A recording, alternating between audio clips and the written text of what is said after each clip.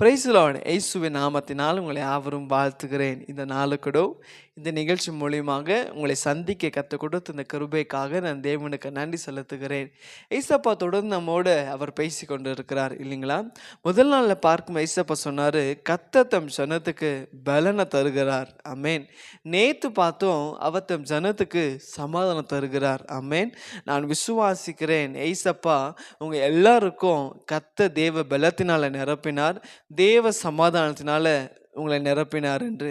இன்னைக்கு பார்க்கும்போது அதே வசனத்தில் சங்கீதம் ஸ்லாம்ஸ் 29:11 வாசிக்கும் போது நான் ஆரம்பத்தில் வாசிக்கிறேன், கர்த்தர் தம் ஜனத்துக்கு பலன் கொடுப்பார், கர்த்தர் தம் ஜனத்துக்கு சமாதானத்தை அருளி அவர்களை ஆசீர்வதிப்பார். ஆமென். மூன்றாவதாக கர்த்தர் இன்னைக்கு நம்மளுடைய பார்த்து சொல்றாரு, அவர் தம் ஜனத்துக்கை ஆசீர்வதிப்பார். ஆமென். இன்னைக்கு ஏசப்பா உங்களை பார்த்தா சொல்றாரு, என் அன்பு மகனே, என் அன்பு மகளே, நான் உன்னை ஆசீர்வதிப்பேன். ஆமென்.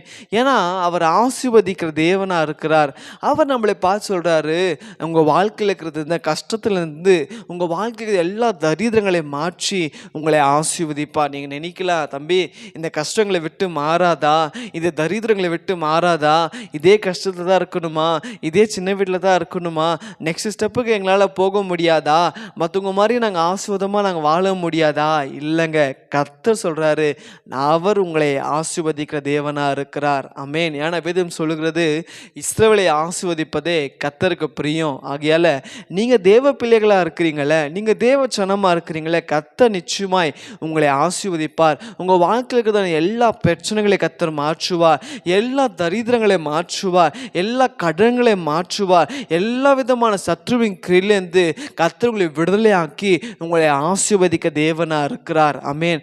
எந்த ஜனங்க மத்தியில் நீங்கள் அவமானப்பட்டு நின்றீங்களோ அதே இடத்துல கர்த்தர் உங்களை தலை நிமிர செய்ய போகிறார், உங்களை ஆசீர்வாதமாக வைக்க போகிறார். உங்கள் மூலியமா உங்கள் ஜாதி ஜனங்களை கர்த்தர் ஆசீர்வதிக்க போகிறார். விசுவாசிக்கிறீங்களா?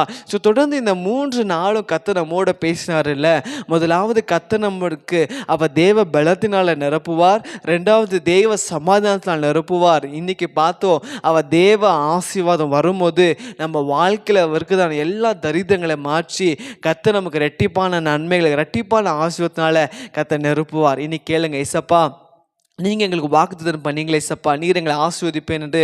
நிச்சயமாக எங்கள் வாழ்க்கையில் தரித்திரங்களை மாற்றி எங்களை ஆசீர்வதிங்கன்னு நம்ம செபிக்கலாமா? ஆண்டவரே, இதுவும் இந்த காலை வேளை ஆண்டவரே அப்பா நிகழ்ச்சி மூலியமாக பார்க்கிற ஒவ்வொரு பிள்ளைகளை கர்த்தர் நீங்கள் ஆசீர்வதிப்பீராக.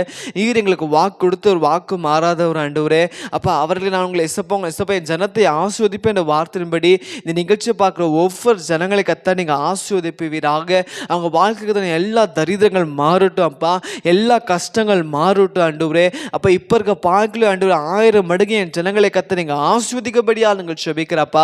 தொடர்ந்து இசப்பா இந்த 3 நாள் எங்களோடு நீங்க பேசினீங்களே ஆண்டவரே இசப்பா. கர்த்தர் தம் ஜனத்துக்கு அப்ப சொல்றப்பா பலனை கொடுத்து சமாதானத்தை அருளி அவர்களை ஆசீர்வதிப்பட வார்த்தைப்படி ஆண்டவரே அப்பா. இந்த 3 விதமான ஆசீர்வாதங்கள் இந்த நிகழ்ச்சி பார்க்கிற ஒவ்வொரு பிள்ளைகள் வாழ்க்கையில என்று பழிக்கபடியா நாங்கள் செபிக்கிறேன். அப்படியாக இயேசுவின் நாமத்தில் ஜனங்களை வாழ்த்துகிறேன், ஆசீர்வதிக்கிறேன் நல்ல பிதாவே.